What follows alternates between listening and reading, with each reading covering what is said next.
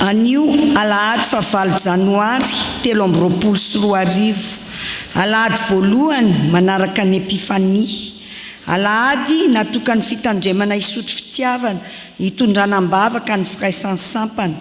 Ibanjinana ny lohahevitra hoe pahary zao rehetra zao ny tompo. Ho an'izay rehetra malala an'Andriamanitra sady voantso ny masina, ho aminareo anie ny fahasoavana sy ny fiadanana avy amin'Andriamanitra ray sy Jesosy Kristy tompontsika. Amen.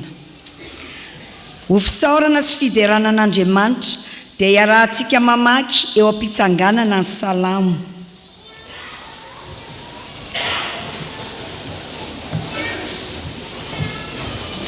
Amin'ny anaran'ny Tompo, efa nieritreritra ny famondram-ponao zahay Andriamanitra tao anatin'ny tempolinao, araka ny anaranao Andriamanitra no fiderananao hatramin'ny farany tany. Feno fahamarinana amin'ny tananao ankavanana, aoka hifaly ny tendrombohitra Ziona, aoka ho ravoravo ny zanaka fahafontsota noho ny fitsaranao. Manodidina ny Ziona ianareo, eny mandehana manodidina azy. Isao ny tilikambony, hevery tsara ny mandany, dinio ny tranon'andrinany, mba hambaranareo amin'ny taranaka mandimby.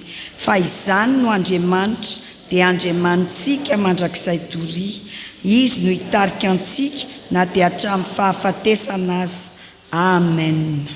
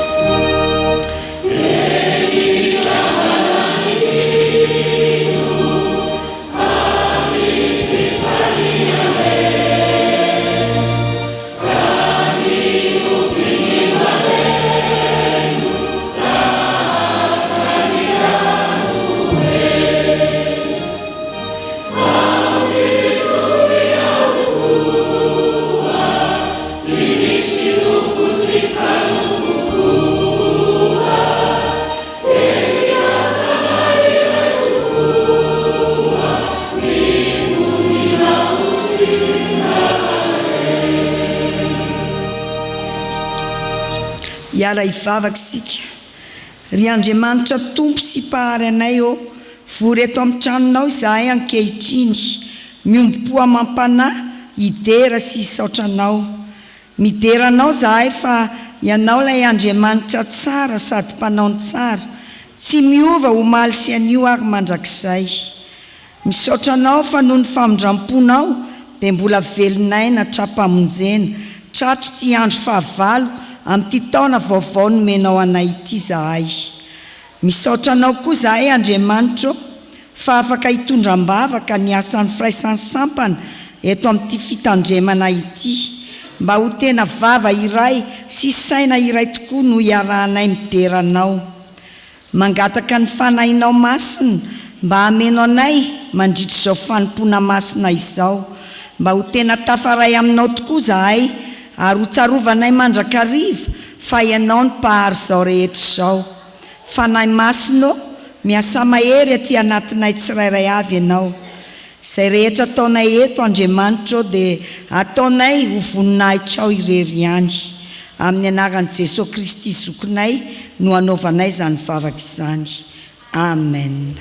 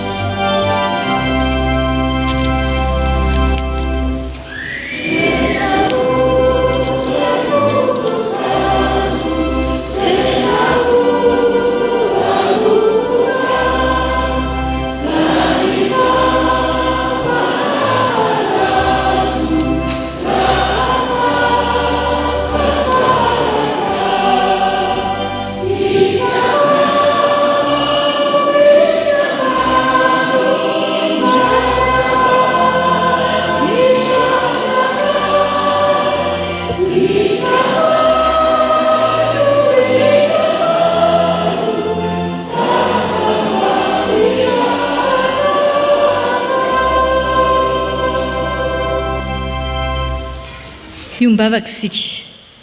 Ry Jesosy zokinay io, tonga ny fotoana ankehitriny izay andrenesana indray ny teny avy aminao, ny teninao izay mahatonga fahariana vaovao indray aminay tsirairay avy, koa mitoera hatrany ato anatinay fanahy masinao mba ahaizanay mankatoa ny teninao. Amin'ny anaran'i Jesosy, amen. Isaia 5:7, ny andininy 110 tapany farany. Isaia 5:7, ny andininy 110 tapany farany indray ankizy tanora no angalatsika ny hafatry ny tompo amin'ity anio ity. Rehefa niarana ity isika dia isika iara-maka izany amin'ny anaran'i Jesosy, ary ny zanako sy ny azan'ny tanako dia aoka ho adidiko ihany. Averintsika hoe ankizy tanora?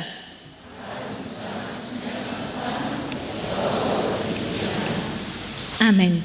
Nisy tovolahy ray izay ankizy tanora, i Matthieu ny anarany. I Matthieu dia zazalahy tena tia mikaroka sady tena tia mandinika zavatra ihany koa. Nisy fotoana izy ankizy tanora naka taratasy anankiray, naka taratasy fotsy anankiray ohatran'ity izy. Dia dinihany tsara ankizy tanora ilay taratasy fotsy. Dia hozy izy tao an-tsainy tao hoe atao koinona re ty taratasy fotsy ty Dia rehefa nandinika tsara izy, dia hozy izy, nahita hevitra, aleo anamboarako satroka kely ity taratasy fotsy ty. Dia nanamboarany satroka kely ankizy tanora ilay taratasy fotsy. Nalainy ilay taratasy fotsy dia namboariny, naforitrany dia naforitrany indray. Dia naforitrany indray dia nanamboarany satroka kely. Nataony teo izay napety azy ho tonga ho toy ny satroka kely. Dia vitany satroka kely ilay taratasy fotsy teo ankizy sy tanora. Fa rehefa nandinika ilay satroka kely izy dia hozy izy Matthieu, ohatrany tsy mahafa-po anandray ilay satroka kely fa ohatrany tsotra loatra, fa aleo ataoko sambo kely indray. Dia namboariny Matthieu indray ankizy tanora ilay taratasy fotsy ho tonga ho sambo kely. Dia namboariny tsara ifanaraka tamin'izay nieritreretiny anamboatra sambo kely.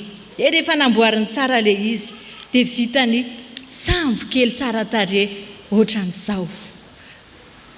Fa rehefa nanaraka tsara tsika rakizy tanora dia i Matio ihany no nieritreritra hoe ataoko inona re ty taratasy fotsy ty fa le taratasy fotsy tsy nilany sahirana hoe mba ataony Matio inona ary za. Dia rehefa nieny tsara koa tsika rakizy tanora dia Matio ihany no niteny hoe aleo ataoko satroka kely ilay taratasy fotsy. Fa le taratasy fotsy koa tsy niteny hoe ataovy satroka kely Matio. Dia rehefa nanaraka tsara koa tsika dia i Matio ihany no niteny hoe aleo vaiko sambo kely ilay taratasy fotsy. Fa ilay taratasy fotsy tsy niteny hoe ovay sambo kely indray Dia ohatr'izany koa rakizy tanora ny fiainantsika miaraka amin'Andriamanitra. Andriamanitra mahalala izay hevitra tsara izay heverana atsika. Dia tena hevitra tsara indrindra mitondra izay mahatsara atsika, mitondra fiadanana ho atsika. Sady ozy izy ilay tenin'Andriamanitra teo manao hoe ary ny zanako sy ny azan-tanako dia aoka ho adidiko ihany. Isaia 4:5-7, ny 1:1-10 tapany 2. Andenge iarahantsika averina mamaky rakizy tanora ary ny zanako sy ny azan-tanako dia aoka ho adidiko ihany. Ivavaka isika. Jesosy malalo tsy anana aya tokoa izahay fa matoky anao satria enao no mitondra ny fiainanay, enao no manamboatra ny fiainanay ho amin'ny tsara izay eritreritra ho Andriamanitra. Dia matoky anao izahay amin'ny fiainanay rehetra sady mamy loatra ilay teninao teo hoe ny zanakao sy ny asan-tananao dia adidinao ihany. Dia amin'ny anaran'i Jesosy no anaovanay ny vavakay. Amen.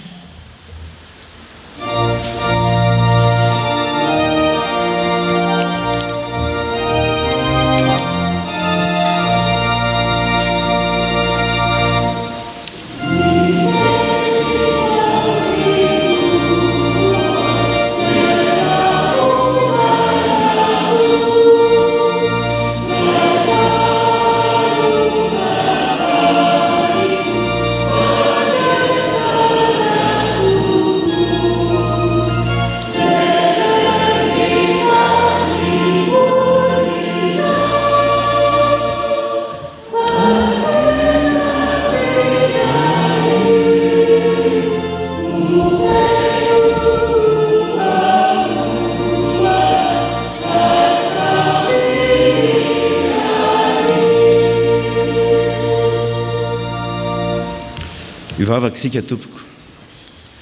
Ry Andriamanitra rainay tsara indrindra dia faly misaotra anao izay zanakao, reto vahoaka anao, reto sampana rehetra velona eto amin'ny fitandremana. Mbola andre indray ny Hafatra dia fenonerin'ny fananao masina izay rehetra.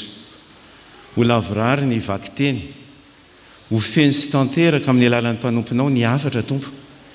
Ary ny vahoaka rehetra hifantoka andre mba handiny tena, hibebaka mba ho fahasambaranay menakavy. Amin'ny anaranao Jesosy Kristy nanaovanay mivavakay. Amen. Iaraka amaky sy hain'ny soratra masina isika ao amin'ny fanekena taloha boky Isaia 5:5 andininy 7 ka hatramin'ny 7. Rehefa hita dia ho vakiana amin'ny anaran'ny Tompo. Lozan'izay miady amin'ny namorona azy. Tavim-bilany isan'ny tavim-bilany amin'ny tany ihany ireny. Ny tanimanga va ilaza mpanefy azy hoe inona no ataonao? Na ny asanao va anao hoe tsy manan-tanana izy? Lozan'izay miteny amin'irainy hoe inona no ateraka ao? Na amin'ireny hoe inona no alokon'ny kibonao? Izao no lazain'i Jehovah ny iray masin'i Israely, dia ny namorona azy. Ny amin'ny zavatra ho avy no anontanio ahy, ary ny zanako sy ny asan-tanako dia aoka ho adidiko ihany. Izao no nanao ny tany sy nahary ny olona eo amboniny. Ny tanako ihany no namelatra ny lanitra sy nandahatra ny eny amin'ny rehetra. Izaho no nanaitra azy io tamin'ny fahamarinana, ary ny lalany rehetra dia araviko avokoa.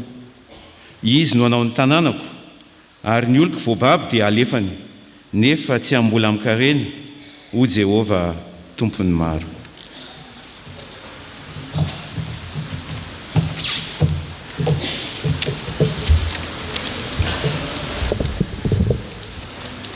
Ho toizantsika ny famakiana ny soratra masina ao amin'ny fanekena vaovao, filazantsara araka amin'ny Matthieu toko 4:10, andiny 7:10 ka hatramin'ny 7:20. Ary ho faranantsika ny famakiana ny soratra masina ao amin'ny epistily ho an'ny Romanina toko 7, andiny 7:20 hatramin'ny 9:20. Rehefa dia ho vakiana amin'ny anaran'ny Tompo. Ary noho nandray izany Jesosy dia niondrina tsambo kely niala teo andeha hitokana any an-tany foana. Ary raha nandray izany ny vahoaka dia niala teny amin'ny tanàna maro izy ka nandeha an-tanety nanaraka azy. Ary noho nivoaka Jesosy dia nahita vahoaka betsaka ary honena azy ka nahasitrana amin'ny marariny. Ary noho ny hariva ny andro dia nanantona azy ny mpianatra ka nanao hoe, tany foana ity. Ary efa hariva ny andro izao, raha vao ny vahoaka mba hankanesana eny amin'ny vohitra hividy hanina ho azy. Fa hoy Jesosy taminy, tsy tokony handeha izy homenareo hanina izy.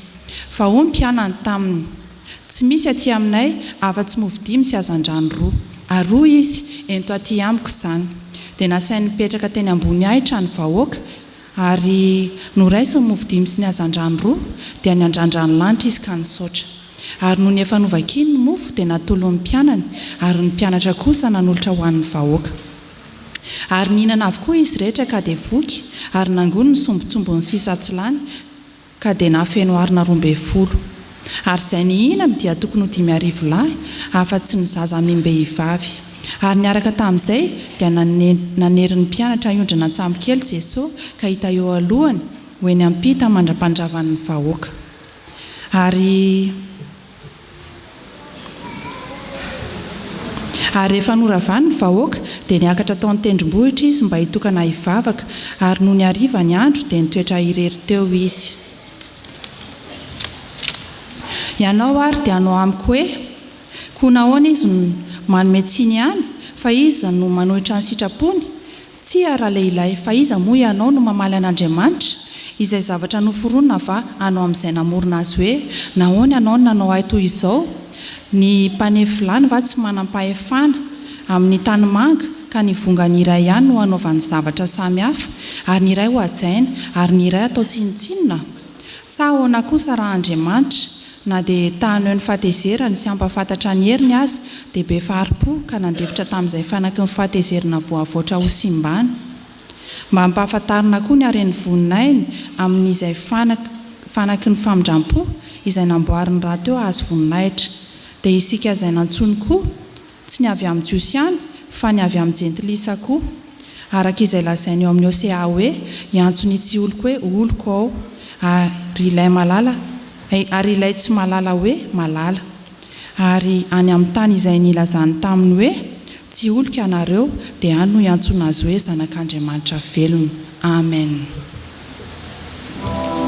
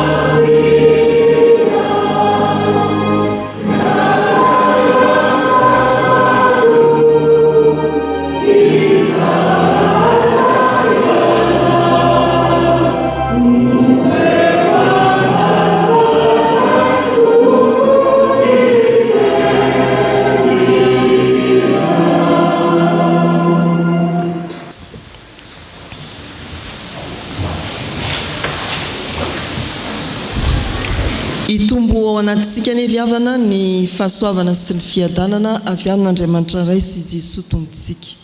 Raha izao ianao vao tonga amin'ny Fanompoam-Pivavahana amin'ity taona ity eto amin'izao fitandremana izao dia mbola manatitra ny fiarabana sy ny firaisan-tsoa noho ny taona 2024 nomeny tompo havelomantsika indray. Ity alahady ity araka ny fanolorana ataon'ny mpitarika dia alahady hitondrana mambavaka ny Firaisan'ny Sampana eto amin'ny fitandremana misy antsika eto Isotry Fitiavana. Koa dia miarahaba anareo sampana isan'isany avy, sampana velona eto amin'ny fitandremana riavana. Miarahaba koa ny sampana vokovoko manga izay hitarika izany Firaisan'ny Sampana izany amin'ny taona 2024 ity. Ny herin'ny faherezana ny ho aminareo. Filazantsara araka ny Matio 4:10 andininy 13 hatramin'ny 17. Mifamatotra amin'ny izay voavaky tao amin'ny Isaia sy tao amin'ny bokin'ny Romanina ity filazantsara araka ny Matio 4:10 andininy 17 hatramin'ny 17 ity. Raha fehezina ny foto-kevitry ny perikopa natao amin'ny testamenta taloha na amin'ny filazantsara na ao amin'ny epistily dia manambara fa ny tompo ilay nahary izao tontolo izao dia mikarakara ny zavaboariny, mikarakara ny asan'ny tanany. Eto amin'izao filazantsara araka ny Matio izao dia ao am-pony Jesosy ireo vahoaka betsaka nitondra ny maharary azy no karakarainy ka nisitrany. Ao amin'izao filazantsara araka ny Matio 4:20 izao koa dia misy fanambarana fa nasain'i Jesosy ny karakara ny vahoaka nona ny mpianatra. Jesosy pahary ny zavatra rehetra mikarakara, fa ny tompo mahary ny zavatra rehetra koa dia mampikarakara, manome andraikitra mba hikarakara. Ny tompo mikarakara. Matio 4:10 andininy 4:10 vaky toy izao amin'ny anaran'ny tompo. Ary noho ny voaka Jesosy dia nahita voaka betsaka arony enazy ka nasitrana ny marariny. Ny teny hoe vahoaka betsaka eto riavana dia adika hoe vahoaka natambatry ny olana nahazo azy, tafavory manoloana an'i Jesosy noho izay rehetra marary azy. Tsy hoe nitondra ny marariny, fa vahoaka samy manana ny naharary azy ka nitady sy nanatona an'i Jesosy. Izany no tantaraina eto amin'ity soratra masina ity. Hitan'i Jesosy ireo vahoaka natambatry ny olana, natambatry ny maharary azy ary te honena azy ireo i Jesosy. Ny hoe honena indray dia milaza hoe fihetseham-po, alahelo, lalina sy mahery vaika. Ny Hebreo moa dia milaza fa ny any anaty ihany no hitoeran'ny fihetseham-po, ka eto amin'ity teny hoe honena ity dia tsy hoe ny fo ihany no mihetsika malahelo, fa milaza koa ny hoe ny avokavoka i Jesosy, ny tsinay, ny atiny, ny tao anatiny rehetra dia nihetsika tamin'ny alahelo, nahita ndreo vahoaka natambatry ny olany. Izany ilay tompo-pahary izao rehetra izao. Mihetsy-po mafy, ontsa, mangoraka, tohina no ny zava-manjo, ny zava-boariny. ny vahoaka. Izany ry havan'ilay Jesoa tena mikarakara izy, voalaza eo am-pamaranana hoe nahasitrana ny marariny. Tena nositran'i Jesoa ny marary ny vahoaka rehetra. Manontany hoe inona ny marary ny fifoazana? Mihetsi-po amin'izany Jesoa manasitrana. Inona ny marary ny tsanta? Mihetsi-po amin'izany Jesoa manasitrana. Inona ny marary ny sampatia? Miombona amin'izany Jesoa manasitrana. Inona ny marary ny VFL? Miombona amin'izany Jesoa manasitrana. Inona ny marary ny Dorcas? Ao amin'izany Jesoa manasitrana. Inona ny marary ny vokovokomanga? Ao amin'izany Jesoa manasitrana. Inona ny marary ny sekoly Alahady? Torak'izany koa tena ao anatin'ny Jesoa zany. Ny marary ny Sampana lehilahy kristiana, ny marary fikambanan'ny dekona sy ny olona, ny katekomena. Arina ny marary ahy, ny marary anao. Manetsika ny any anatiny Jesoa, lay lohany amin'ny zavatra rehetra, na arina izao rehetra izao, ny marary ahy sy ny marary anao. Ary io tsara ngery havana fa ny teny hoe olona dia mivadika kely fotsiny dia tonga hoe olana. Raha teny malagasy zany dia tsy misaraka ny olona sy ny olana, fa tena miombona amin'izany ary tsy misaraka ao anatin'izany koa lay pahary, lay Jesoa lohany amin'ny zavatra rehetra. Tena mikarakaratsika ry havana ilay nahary izao tontolo izao. Fantany ary ombonany ny maharary ahy sy ny maharary anao, ny maharary ny fiangonana. Izany lay Andriamanitra ivavahantsika nahary izao tontolo izao tao amin'ny Jesoa Kristy. Mahafantatra izy ary miombona tanteraka. Fantaro zany. Tsy miafina amin'Andriamanitra no momba anao. Ary araka ny teniny teo amin'ny 10 minitra teo dia ny hoe zanako sy ny santanako aoka ho adidiko ihany. Tena karakarainy ianao, sitraniny ny marary ianao. Ny faharoa eo amin'ny 9 faha-9 hatramin'ny faha-7. Rehefa hariva ny andro dia nanatona ny Jesoa ny mpianana nanao hoe alefa mody ihany ireo vahoaka sitran'ireo. Efa nisitraninao izy, alefa mody fa tsisy zavatra hoan'ny eto. Ahoana hoy Jesoa? Tsy tokony handeha izy omenareo hanina izy. Ny voambolana hoe omenareo hanina dia angalana heviny koa raha ny fototra, teny fototra ny hoe amorony hanina izy. Aza lefa mody fotsiny fa mamorony nareo mpianatra mahita ny anohanandreo vahoaka sitran'ireo, mamorona sakafo ho azy. Inona ary ny mahasamihafa ny fahariana sy ny famoronana? Valio hoe ho an'izay afaka mahavaly. Inona ny mahasamihafa ny fahariana sy ny famoronana? Andriamanitra ihany ny mahary, fa isika afaka mamorona miainga amin'izay zavaboarin'Andriamanitra. Afaka manao lasary voatabia ianao, miainga amin'ny voatabia.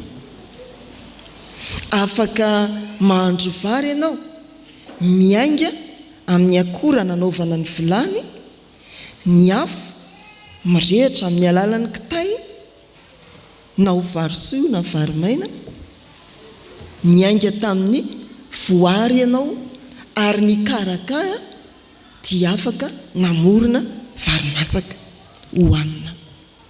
Amorony sakafo ireo nona.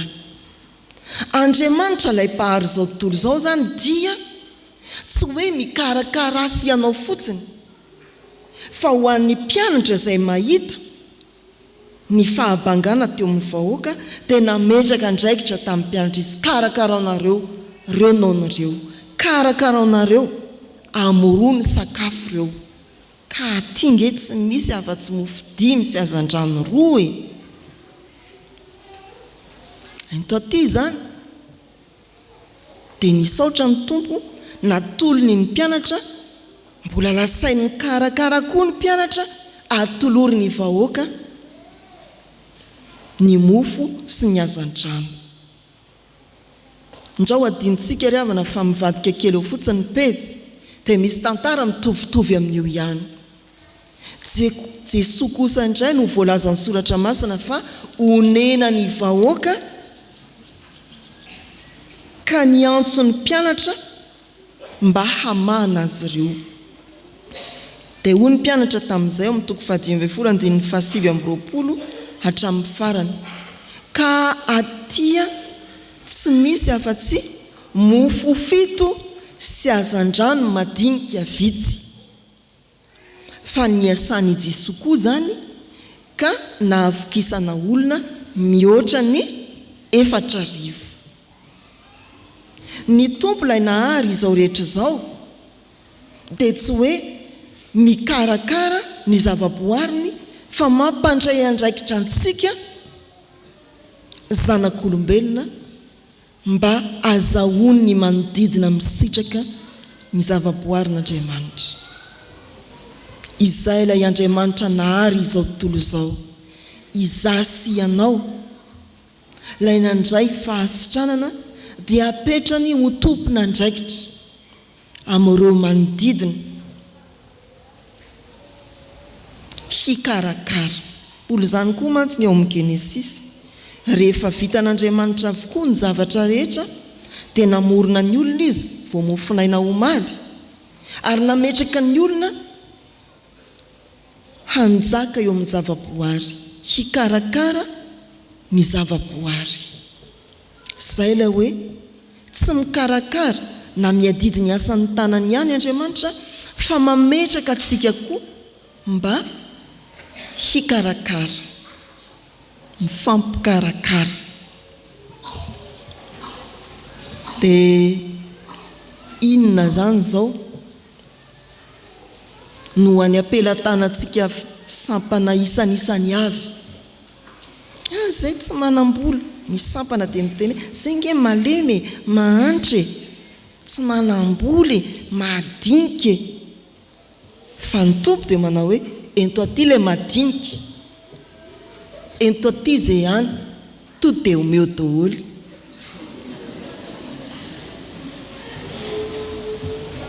Na betsaka na kely, na firy mpikambana na firy, na manahoana ery eritreretintsika sampana zao ihany, atolorany tompo. Zay eo am-pelatanana, izy mahay ny anaovana azy, ampitombony io ahafahany karakara ny manodidina antsika. Ry havana malala rehetra amin'ny tompo, ilay nahary izao tontolo izao dia mikarakara antsika, fantany ny maharary antsika ary sitraniny zany. Fa izy koa dia mametraka antsika mba hikarakara ny hitantsika favoa, ny tsy ampy, ny manana olana, ny hery eo ampelatananao, na ara-batana, na ara-tsaina, na ara-materialy, ndeha atolotra ny tompo, apetrany eo ampelatanan'Andriamanitra ary dia ho tonga eo amintsika indray homban'ny fitombona mba azahoany manodidina misitraka izany fanomezana avy amin'Andriamanitra izany. Anisan'ny lehibe sady fototra amin'izany ry havana ny famonjena. Tsy ho fikirinao fotsiny izay famonjena kely mba hananako iny ve dia mbola atao inona indray, ho zaraina indray. Fa aza sasatra mioty famonjena amin'ny tompo mba hitombony ny fiainam-pamonjena ao anatinao dia ho tonga fitaovam-pamonjena ho an'ny manodidina anao ianao. Ilay nahary izao tontolo izao, ny tompo dia mikarakara ary mametraka anao mba ho mpikarakara ny manodidina anao koa. Ho an'Andriamanitra ny voninahitra. Amen.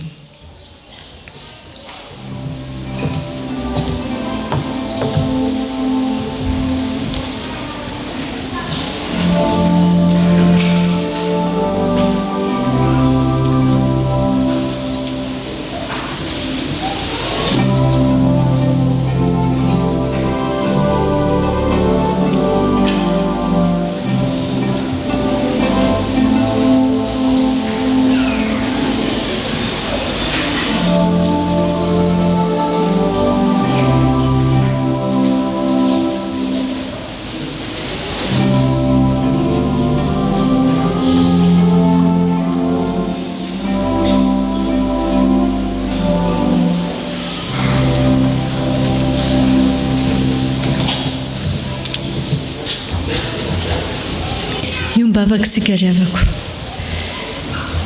Tsy takatry ny sainay tokoa Andriamanitra ny mahizy azy ianao izay mpahary izao rehetra izao no sady mikarakara izay asan'ny tananao rehetra ihany koa. Indray izany fitiavana ho anay Jesosy fa mitsinjo anay ianao ka mikarakara anay izay mila vonjy ao anatin'ny olana maro samihafa mifamaofao eo amin'ny fiainanay. Tsy zakanao tokoa ny mahita anay ao anatin'ny fijaliana. Tsy zakanao ny mahita anay ao anatin'ny aretina, ao anatin'ny anoanana, fa onena anay ny fonao. Izay tsirairay avy ireto dia misitraka izany fitsinjovanao izany avokoa ary nafahanao tao anatin'ny olana maro sy ady sarotra maro izay nisy teo amin'ny fiainanay. Ankehitriny dia takinao izahay izay olom-boantsinao tsirairay avy ireto mba haitsinjo indray ireo izay manana alahelo, mba haitsinjo izay ireo izay tsy manako hoanina, tsy manako tafiana. Iranao indray izahay mba andray andraikitra amin'ny namanay, azon'ny aretina, azon'ny tsy fahasalamana, mianjady adi-piainana mafy izay misy eto amin'ity izao tontolo izao ity. Misaotra Andriamanitra fa matoa ianao mbola niantso anay tsirairay avy nanome andraikitra dia azonao antoka izahay ny hahavita izany. Kanefa toa menatra ihany izahay. Menatra ihany izahay satria raha fahasoavan-dehibe tokoa no nisitrahanay avy taminao fa notahinao izahay fitahiana maro sesilany nomena ho anay tamin'ny fiainanay. Dia izahay dia tsy mba nainjery ny hafa. Tovitiavany tena ihany Andriamanitra no nasetrinay teo amin'ireo namanay izay ory, namanay izay nanana alahelo, namanay izay tsy nanako hoanina, fa tontenana ihany no hitanay. Matetika azy fandatsana, fandrabirapiana no ataonay amin'izy ireny. Tompo malalo, mamindra fo aminay mpanota. Iantrao izahay fa miaiky ny fahotanay ary maro akoatra an'izany aza ny zavatra vitanay. Ataonay eo anatrehanao. Avelao izahay izay mibebaka araka ny nampanantenanao amin'i Jesosy Kristy. Ry tombosoa, indreto izahay manolo tena ho anao mba sasao ny eloko ay. Ome fo madio izahay ary ome fo vaovao ihany koa mba haizanay manefa izay rehetra sitrakao ary manao ny andraikitra ihany koa izay napetrakao taminay. Amin'ny anaran'i Jesosy nanaovanay izany vavaka izany. Amen.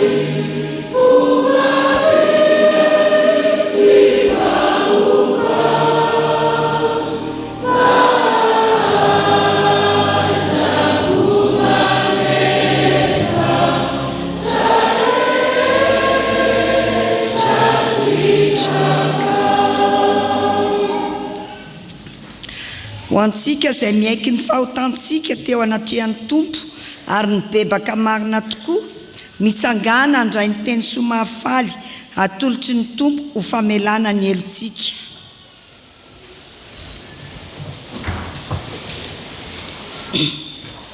Ary narefy feo mahery avy teo amin'ny seza fiandriananao nanao hoe indro ny tabernakelin'Andriamanitra dia eo amin'ny olona ary izy hitoetra eo aminy ary ireo olony, ary Andriamanitra no hitoetra eo aminy dia ho andriamaniny, ary ho fafany ranomaso rehetra amin'ny masony ary tsy hisy fahafatesana intsony sady tsy hisy alahelo na fitarainana na fanentanana fa efa lasa ny zavatra taloha. Ary hoy ilay mipetraka eo ambony seza fiandrianana, indro avaozoko ny zavatra rehetra. Ary hoy koa izy, soraty fa mahatoky sy marina ireo tenin'ireo. Ambara amin'ny anaran'ny Tompo ary fa voavela ny elokareo noho ny anaran'ny masina, koa miderany Tompo. Amen.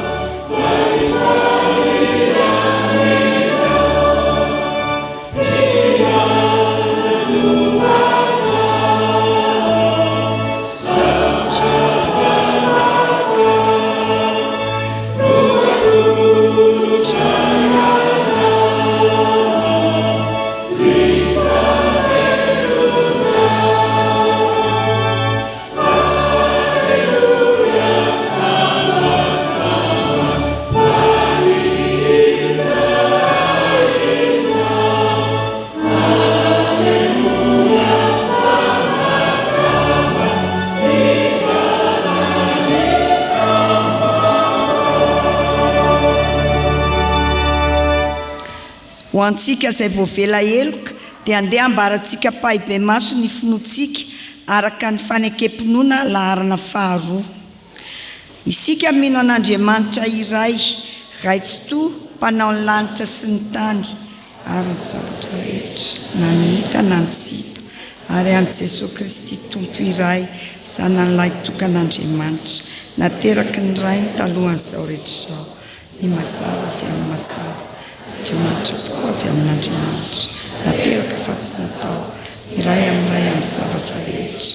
Izy nahariany izao tontolo izao noho ny amintsika olombelona, sady ho famonjena antsika, dia midina avy tany an-danitra izy, ary nataony fanahy masina nofo avy tamin'ny Maria Virginy, dia tonga olona izy, nombona tamin'ny hazo fijaliana, fanavotana antsika, nanapahany Ponty Pilato izy, nitsangana tamin'ny andro fahatelo. Niakatra ho any an-danitra izy, mipetraka eo ankavana iray, avy any eviany indray amin'ny voninahitra, hitsara ny velona sy ny maty, ary mandrakizay ny fanjakany. Isika mino ny fanahy masina, Tompo sady mpanome aina, izay avy amin'ny Ray sy ny Zanaka, ka hitsahona sy hankalazaina miaraka amin'ny Ray sy ny Zanaka. Izy dia niteny tamin'ny vavany mpaminany, isika mino ny fiangonana iray, miorina amin'ny fanambaran'ny apôstôly, ary manerana izao tontolo izao. Isika manaiky ny batisa iray, ho famelan-keloka, sady manantena amin'ny fitsangana amin'ny maty, ary ny fiainana mandrakizay. Amen.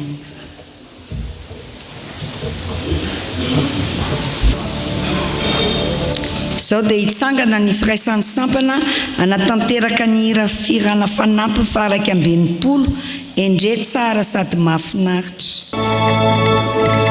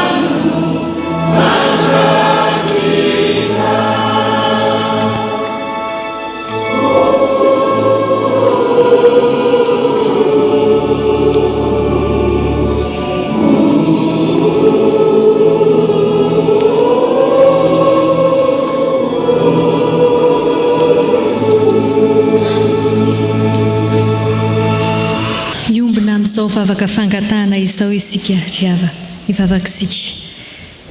Isaoranay nao Andriamanitro ny fitsinjovanao anay sy ny andraikitra izay napetraka ao taminay. Isaoranay inao ihany koa ny fotoana ankehitriny izay nomenao anay hiteny mivantana aminao Andriamanitra izahay ka afaka hangataka indray aminao ny momba ny fiainam-panomponay sy ny fiainanay andavanandro. Irinay Andriamanitra ny hoavaozanao isan'andro ny finoanay anao ka azoto amin'ny asanao izahay ary anao izany ampifaliana, ampitiavana ary amin'ny fanetretena tanteraka. Ataovy mahay mifandray tsy tapaka aminao Andriamanitra izahay isan'andro ka mba ho tena mpanompo mahatoky sy mahay mifikitra aminao. Irinay Andriamanitra ny Sampana rehetra izay velona eto anivon'ny fiangonanao. Izao Firaisan'ny Sampana izao, ny fikambanana ihany koa dia tena velona araka ny sitraponao Andriamanitra, matanjaka amin'ny ara-panahy, matanjaka amin'ny fifaneom-pitiavana, matanjaka amin'ny fiaraha-miasa maro samihafa, ka afaka ny mijoro vavolombelona amin'ny filazantsara anao Jesosy Kristy ilay lohan'ny fiangonana. Ahatory anao, ahavita ny andraikitra izay napetraka ao tamin'ny sampana tsirairay avy. Irinay koa Andriamanitra, enao no anjaka amin'ny isan'ny ankohonana tsirairay avy. Ny fitiavanao Andriamanitra, enao ilay mitsinjo ny tsirairay avy no angatahanay asany amin'ny ankohonana tsirairay avy.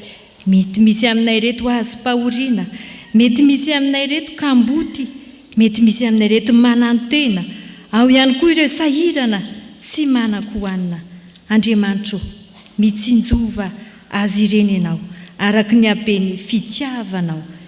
Irinainao Andriamanitra, hiaro, hivimbina, an'olon-tsaina ihany koa ny mpitandrina rehetra manerany sahany Fjkm hatrany amin'ny filoha sy ny mpitandrina rehetra, indrindra ny mpitandrina izay nomenao anay hitondra izao fitandremana izao izy ny ankohonana. Dia ny tananao mahery no hiaro azy ireo anambina azy ianao tahaka izay efa nanambinanao ny fanahan'izy ireo ihany. Irinay ny firenenay sy ny vahoaka malagasy rehetra ny hisitraka ilay fitiavanao Jesosy Kristy ilay mizara fiadanana, ny fitiavanao Jesosy Kristy ilay mizara fifaliana ho an'ny olombelona rehetra. Tompo malalo arova eto amin'ity tany izay nametrahanao anay ity, izay ary toloro saina endry avy aminao ireo mpitondra anay rehetra mba hitondra anay araka ny sitraponao Andriamanitra.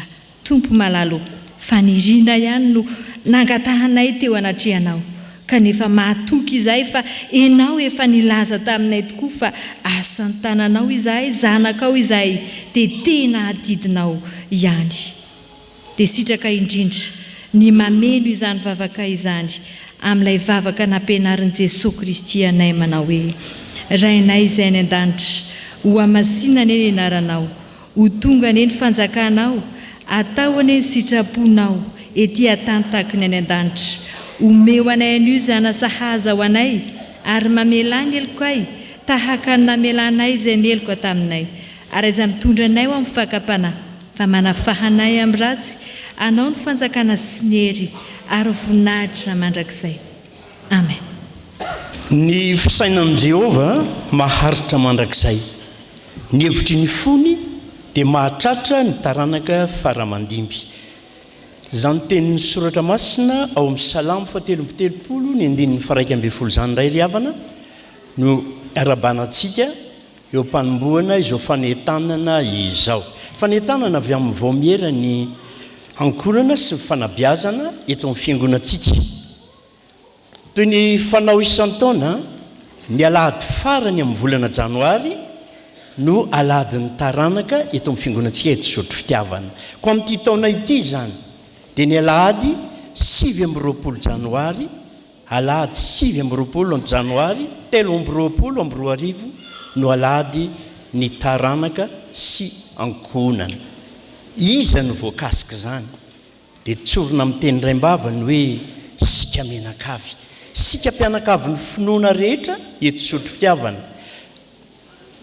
Ianao izay efa taranaka, efa mpijoro ety isa-taona, fa na ianao koa aza hoe tsisy ray aman-dreny ny poirana tany aloha teto amin'ity fiangonana ity, fa ianao no eto sy ny ankonanao, antsoina ianao hiombona amin'izany alahadin'ny taranaka izany. Ho fanatanterahana izany dia misy ny tapakila fisoratana anarana ho fandaminana. Azontsika raisiny izany isaky ny maraina eriam-piaviana eto am-piangonana ny alahady maraina, ary raha amin'ny andavanandro kosa ao amin'ny sekretera mpandraharaha ny fiangonantsika. Izany dia manomboka izao zany hatramin'ny herin'ny androany ka mifarana amin'ny 5 Alarobia 5 Janoary 13 zany fisoratana anarana izany. Marina fa amin'io Alahadin'ny Taranaka io riavana dia afidirana tokana no eto amintsika eto Isotry Fitiavana, manomboka amin'ny 7 ora latsaka fahefany, ary tsarovy fa nirakitra atolotra ao amin'izany Alahadin'ny Taranaka izany dia arotsaka sy entina hiatrehana ny asa ny fiangonana. Koa manentana antsika menakavy riavana hisoratra ho tonga hiombona amin'izany Alahadin'ny Taranaka amin'ny alahady 9 Janoary ho avy izao izany amin'ny 7 ora latsaka fefany, dia ho aminao ny fiadanana. Amen. Tsangana andray ny Hafatra sy ny Tsodrano dia mamarana amin'ny hira voalahatra.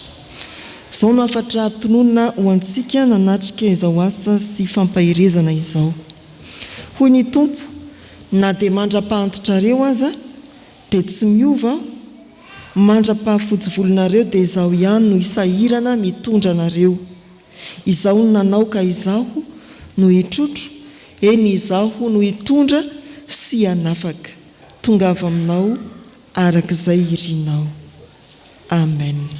Raiso amin'ny finoana mba ho tanteraka aminareo ny Tsodrano tononona amin'ny anaran'ny Tompo.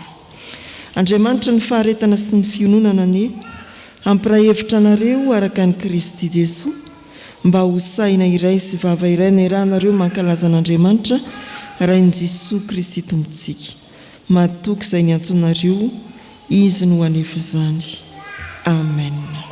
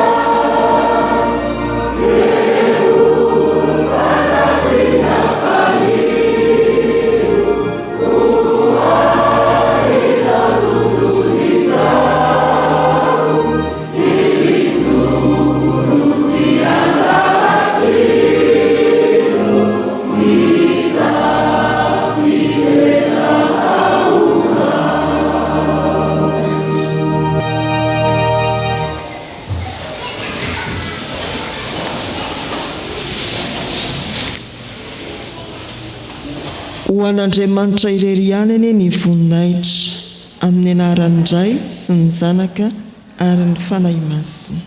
Amen.